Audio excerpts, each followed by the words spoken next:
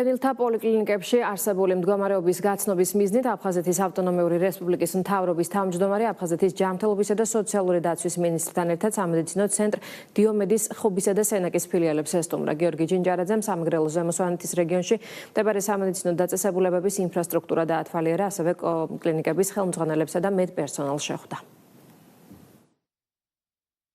ჩვენი ვიზიტი ემსახურება იმ პრობლემების და გამოწვევების დადგენას, რაც სამომავლოდ უნდა შევისწავლოთ და მოვახდინოთ რეაგირება. მე მინდა აქვე მადლობა უთხრა ყველა მედიკოსს, მის წლების მანძილზე ემსახურებიან დევნილებს, უწევენ მათ სამედიცინო მომსახურებას. ჩვენი პრიორიტეტია პოლიკლინიკების ინფრასტრუქტურის განვითარება და თანამედროვე სამედიცინო აღჭურვილობით ზრუნველყოფა. ასევე უმნიშვნელოვანესია სამედიცინო პერსონალის გადამზადება, რათა ჩვენ დევნილ მოსახლეობას წვდომა კონდეს თანამედროვე სრულყოფილ სამედიცინო სერვისებზე. სენაკის მუნიციპალიტეტი და აფხაზეთის მთავრობა მუდამ არიან კოორდინირებულ თანამშრომლობაში. ამ ეტაპზეც სენაკის მუნიციპალიტეტი მზადაა დახმარება გაუწიოს აფხაზეთის მთავრობას რეაბილიტაციაში.